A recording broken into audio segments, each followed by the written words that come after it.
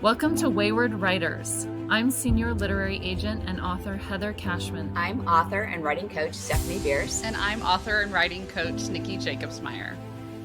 Our mission is to nurture and enrich established writers throughout their publishing journeys.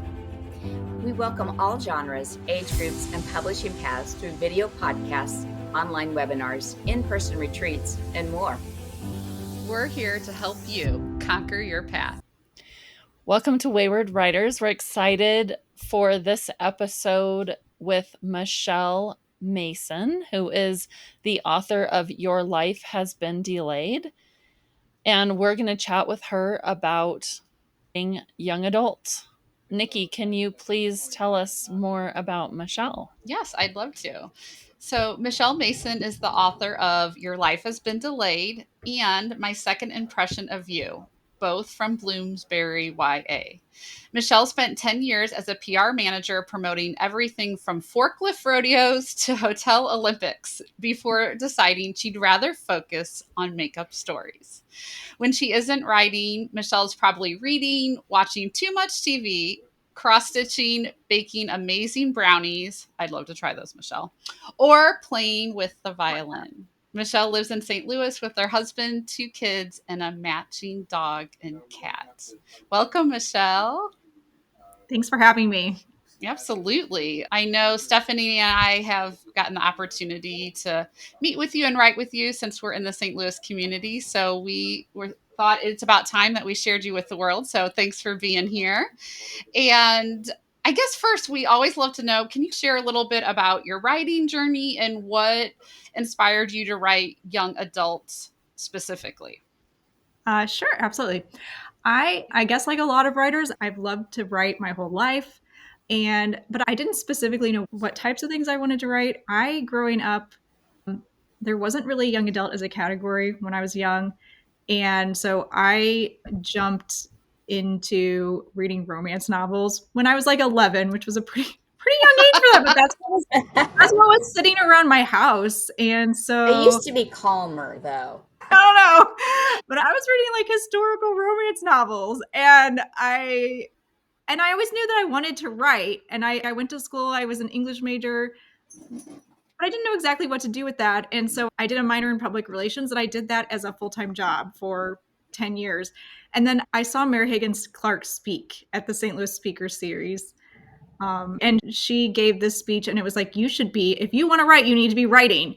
And they were one of our clients. Like, we did PR for them, and I didn't get to I was a low on the totem pole, so I didn't get to actually meet her, but that's why I got to go. And so I started like getting up early every day and write it. And the first thing I wrote was an adult romance novel.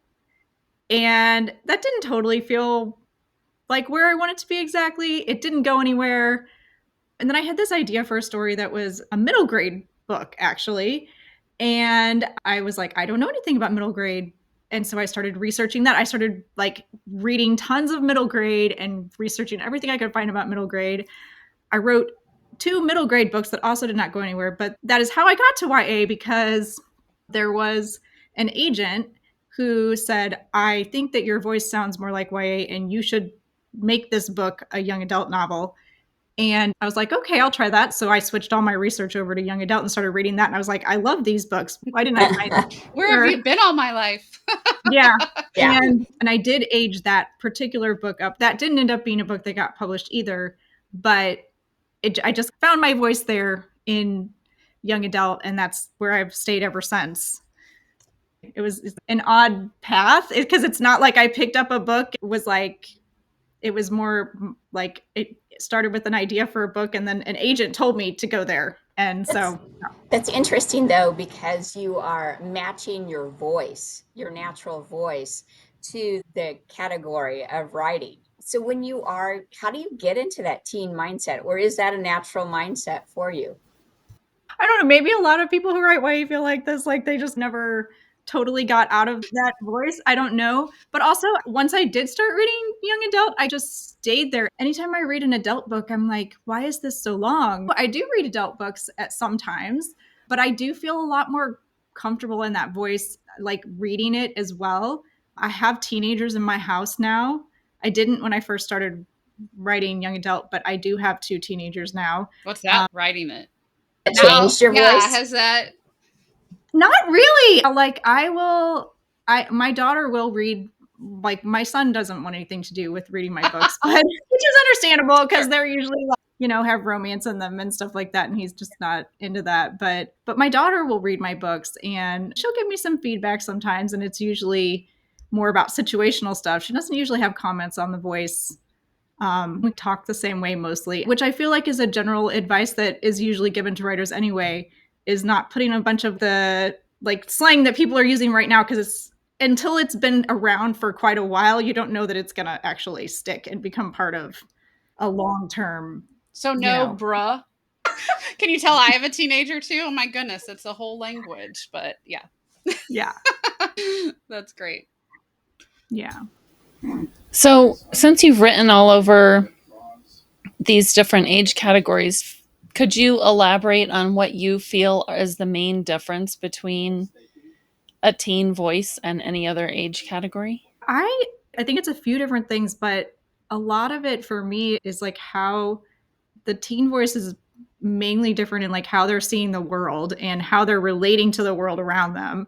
For an adult, they have more autonomy and independence. A teen has a lot of that. Like they're working toward that, and they often are pushing for even more of that, but they don't always know what to do with it. And so that's part of what that comes through in like the narration and in the actions that they take, the mistakes that they make because they don't know exactly how everything works. And so some of that comes through in a teen versus an adult. And an adult is going to have a lot more perspective because they've lived more life. So they're going to know, they're going to have learned from things that a teen has not learned from yet. And so it shows through, like, there's a difference in like the pacing of things. Like things just are moving along more quickly in a YA book. And that shows through in like the dialogue and in the internal voice, how they're like thinking about things and how they relate everything. If you're doing a description in the teen voice, even if you're describing something outside, it's got to relate to how they see the world, which is still true for an adult, but it's even more immediate. I always feel like I'm even a little bit more, you're still inside a head an adult, but it's more impulsive almost. Would you say? Yeah. I don't. Okay. I do feel sometimes, I don't know, there can be some very well measured teen That's characters true. too, but yeah. And then as far as the difference between like YA and middle grade, I mean, that I feel like that's getting murkier and murkier sometimes right now. I've been seeing books out. I actually just recently read a book that was marketed as middle grade, and I was like, I feel like this is a YA book just because of the situations that were happening, and I don't really totally know what to do with that as a writer. Are you okay? Maybe, and Heather, you could probably speak to this too with Michelle. I feel like that might be something we should talk about. Like, what is happening? So, the writer that maybe writes both middle grade and YA, or trying to decide where they're landing, how is that looking different, like you mentioned, Michelle? And what do we do as writers about that? I see middle grade diverging. Like, I feel like we have editors who are asking for these, middle grade themes, middle grade voice, but lower word counts, lower reading levels, things like that. But then we're also seeing a section of the middle grade that is aging up. I feel like in the world we live in today, compared to when I was in middle grade kids experience a lot more. They're not as sheltered. They're not as, I think they just experientially have a lot more freedoms maybe than I did when I was a kid. And I think that this is like very general, right? This is a huge generalization. So I don't want to just say everything is like this, but things that we would never have seen in a middle grade. 10 years ago, you would not see a kiss in a middle grade book. Now you sometimes see a kiss. So things are changing that way. Sometimes you see a little more language, but again, it's like this diverging where I feel like middle grade is even getting separated into lower middle grade and upper middle grade. YA is getting separated into lower YA and upper YA. And then NA new adult, which wasn't a thing, and then it was a thing, and then it wasn't a thing, What and now is it's a thing it again. is a thing? Okay. Good. Oh, yeah. absolutely. Yep, There okay. are entire imprints that have opened in the last year just for new adult. So And I just a think imprints question. are starting to specialize more. Okay, just a question for clarification for everyone listening. Heather, what would you say are the ages of the main characters in each of those diverging groups? Like, what is the age of the main character in a YA as opposed to the age of a character in a lower middle grade? So, a lower middle grade is going to be for readers who are, say, 8 to maybe 11.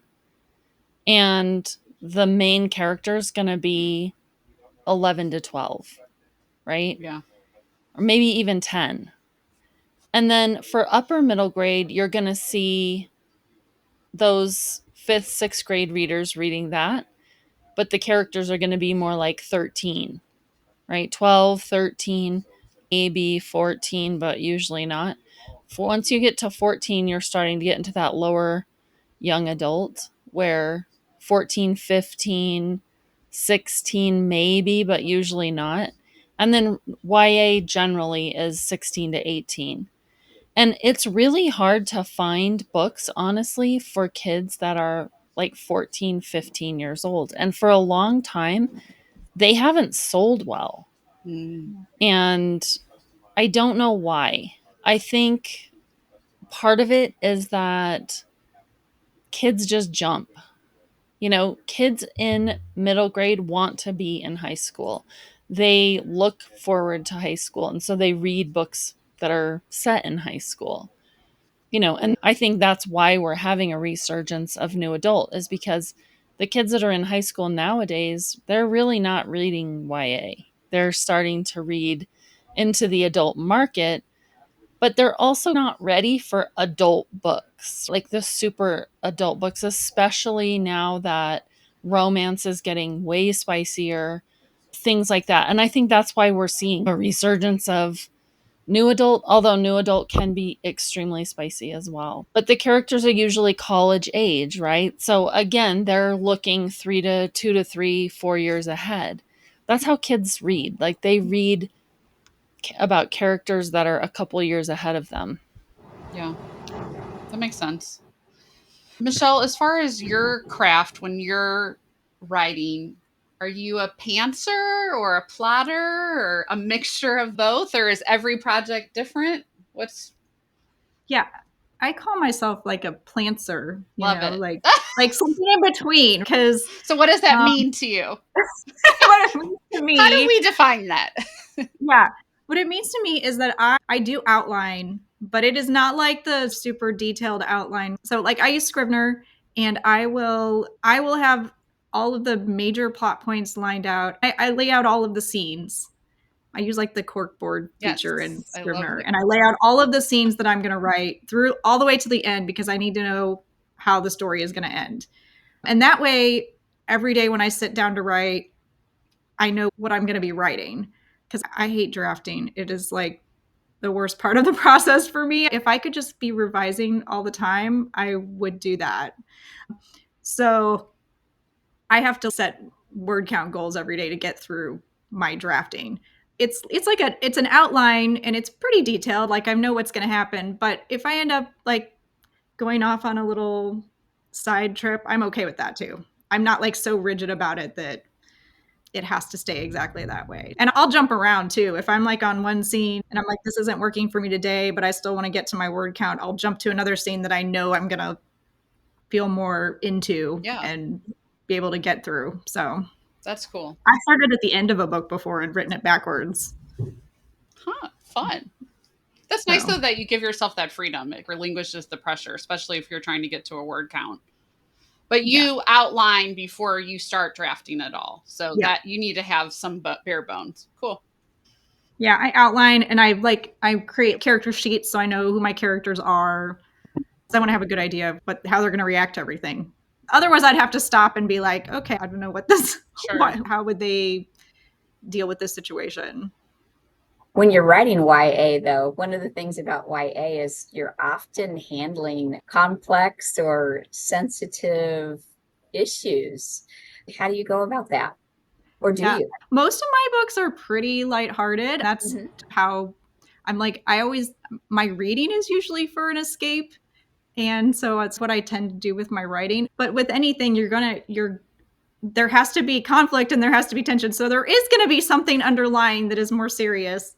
So both my books do have something that my characters have to have growth and they have to be addressing something. So for me, it's like figuring out what that is. And then if it's something that I feel like, are they reacting the right way? And I always have a number of like critique partners and beta readers that I'm going to have check me on it and make sure that I'm not doing anything that is insensitive. So I'm all about checks and balances with what I'm writing. So it's so helpful, isn't it, to bounce it off somebody else and hear their reaction to it. Yeah. Now I like have my daughter as an extra reader too, to tell me. That's great. In-house experts. Yeah. Yes, exactly. That's perfect. Love it. And it's interesting what kids tell you too, like perspectives they'll give you that is really interesting and unique, and things that sometimes we just would never think of because we're not in their day to day. That's something that I really struggle when writing YA is I feel like I'm not in the day to day anymore. My kids are grown and I feel like I have a hard time being authentic, but I know it's possible. I just watch lots of YouTube when I Yes, for sure. Yeah, I was like for a while, I was on TikTok for a while, and then I was like, I gotta get away from this. I'm like spending way too much time on here. But yeah, like right now I'm getting plenty of exposure because especially with Is it summer? Yeah. Yes, that's very true. They are around a lot right now. Yeah. But also I'm like around their friends too. Yeah. And yes, do they know that I'm picking up material? I think they mostly do, actually.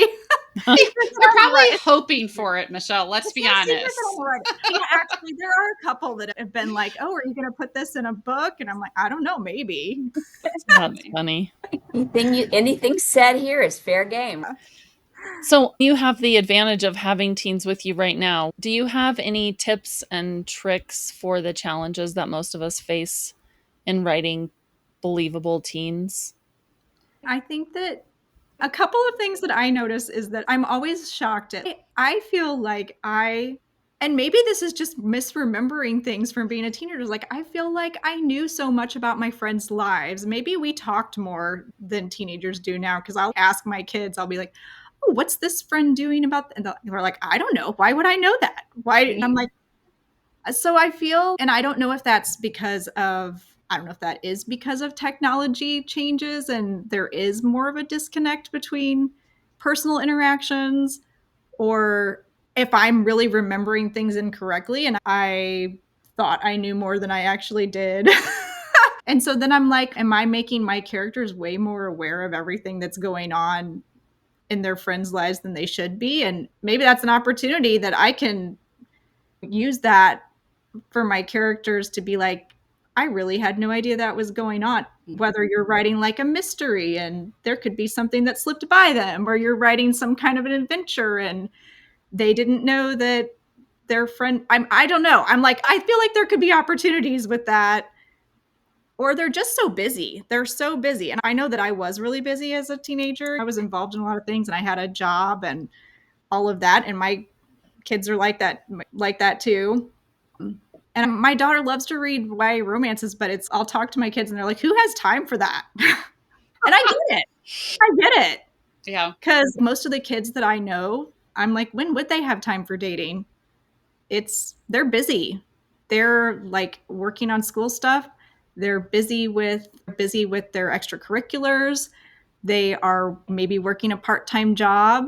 But I think that's part of the appeal of a story, is that it's something that maybe you don't have time for in your regular life. That makes sense. So you just have to make it believable enough. I like that. Yes. Believable enough. That's great. That it could happen. Most of the things that you're reading are not things, I don't know. I guess I like to read a lot of things with a little bit of a speculative element or a little bit of something. Neither of my books are things that could the ones that are published are things that could actually happen. So I've got a time travel book and a book with a magical app. So they are not sequels, is that correct? They're independent? No, they're both totally standalone. Okay, cool. Can we talk a little bit about your books? What are there certain characters that you relate to more than others, and why? And were those your main characters, or did you make them side gigs, or what? How did that work for you? It's pretty hard to not like anyone who reads Your Life Has Been Delayed not to relate Jenny, the main character, to me, because she would have graduated from high school the same year as me. She's from 1995. Like she was about to start her senior year in 1995, and she jumps forward 25 years. My research was like, I did not rely on my memory. I was like pulling out old yearbooks. I was doing all kinds of other research, like on the time period, because I was like, I know that memory is a faulty thing. You don't remember things correctly about when they happened or when certain things became a regular part of everyday life or all of that. And also the character is real world follower, which is like me, and very goal focused. And I decided to look up what were the careers that were not obsolete, but greatly reduced 25 years later, as opposed to one that would have been a really viable career option in the 90s. And I landed on newspaper reporter. Obviously, there are still newspapers, but it's an entirely different. It looks different. Yeah. There aren't very many physical newspapers anymore. A lot of them are online. So it's just a different kind of job than what she was pursuing. But I did have still a frame of reference for that, having done a minor in journalism. So I do relate to her the most, but she's not me. And it's also funny to me that was the 7th book that I wrote. And she ended up being the character most like me, and that was the one that ended up hitting. And I don't know, that happens. And then the second book, My Second Impression of You, that character is like so opposite of me. She is like very dramatic and very emotional, and that was hard to write because it's not how I would react to anything. Was it so fun though? It is, yeah. I'm like, okay. What would I not do in this situation? What would drive me crazy if someone did at this moment, right? That's fun. But it's fun. It's fun to write somebody that's not like you. It just, you have to like really think about it and really wrap your mind around. Yeah. So was that the most difficult part to write? The book that was least like you? Is that emotionally hard, or? It wasn't emotionally hard for me, but it was just like, just trying to figure out how she would react. And then this is driving me nuts, but okay, that's really what I should have her do, because that is who she is. And I need to carry through who this character is. And Maggie, my character in My Second Impression of You, I feel like, I mean, she makes a ton of mistakes, but I feel like they're believable for who she is. And then she ultimately, I don't know, I personally love her character arc because of the perspective she gains on herself and the people in her lives. Yeah. Great. So do you think, I guess maybe I'm speaking from my own experiences, but do you let your teen experiences influence your stories and your character arcs, or do you try and steer away from your own experience? It sounds like you do a lot of research. You look for historical things. Do you do research for your character arcs, plot devices, things like that? Yeah, I definitely do. I'll do research on character types. Like when I'm trying to like develop a character, I'll do a lot of research on I usually am deciding like, who is this person? What are they? I usually give them some kind of something they're really passionate about. Now, in the case of both of the books that are published, they were things I knew about a little bit already. In My Second Impression of You, my kids are both involved in theater, so I've been like a theater mom, and I've already had a kind of a backstage view to theater. But in the past, I've written other books. I've written a book about a violinist, and I've been a violinist my whole life. And so that book is definitely informed by my experience playing the violin. But even as a violinist myself, I still have done extra research because I know my experience is not the only experience. And that's great. Yeah, so it's never just like it's not just how I would react, it's also a particular character and the characteristics that I've given them, and like how they are in this world today, because things are not the same for a teenager today as they were when I was a teenager. So I still have to determine like how all of the outside influences that they're dealing with now. I do feel like there are more pressures and more demands on their time. I feel like there's so many demands on teenagers' time. And there's less privacy. Mistakes aren't just oops anymore. They can stay with you literally your entire life and come and bite you later. So yeah, it is really different. I know, Michelle, you were talking about outlining, and I'm really curious for you. Do you start with a plot idea or a character or a theme? It depends on the book. It's usually a plot idea for me. I tend to like, I don't know. I don't even always know where they come from. I will just be somewhere and something will strike me and I'll be like, what if it's this, but with this thing added to it? And I have this long running list in my phone of just random ideas. But sometimes it'll be a person. I'll see someone doing something and I'll be like, what if it's this person that has this odd habit? And I'll stick that in my notes list too. That's fun. That's super fun. Makes them real, Interesting hobby. Then they can be combined until the plot and the character idea get to put together. But like for Your Life Has Been Delayed, that one was because it never ends up being like I'm ready to write it right away. I'll come together later. But I had tagged along on my husband's business trip to Australia, and like we took off at this one time, and when we landed, it was like half a day earlier or whatever. And I was like, we just time traveled. And I was like, what if you got on a plane and you landed like some amount of years later? What would that be like? Then like a few years after that, I decided to write that story. My second book was like a dinner table conversation where somebody was like, I think it was maybe my daughter, I don't remember for sure, it was like, what if you could relive your best day ever? And I was like, okay, I'll write that down. And then I didn't really know what I was going to do with it. And then I broke my foot in 2019. And it was like one of those really just moments of inattention where I was walking down some steps and did not see a step. And I broke it in like the worst way possible. I had to have surgery and everything. And I was like, I'm documenting this. And I was like asking my surgeon, I was like, how would this be different for a teenager? Would they heal faster? I was like asking him all these questions. And he is in the acknowledgments of my book. Love it. Love it. But yeah. And so I was like, and then it just like those two things came together. I was like, oh, that's perfect. She breaks her foot. She can't perform. And then she gets this opportunity to relive her best day. But it's not what she thinks it is. So I don't know. I keep track of all of the ideas. And then when I'm ready to write something new, I'm like, what have I got? And what sounds like something I can actually make into a real story. Oh, yeah. I love it. Okay. Michelle, are there any YA tropes that you love that you love to subvert and change? Yeah, I am a huge fan of enemies to lovers or fake dating. I have not quite managed to like totally write one of those yet. My daughter and I just rewatched all the Boys I've Loved Before last night. I love that series, but I did start writing a fake dating one and I have not gone back to it, but I'm gonna do one of those eventually. That's fun. But will you do it as a straight fake dating, or will you put a twist to it?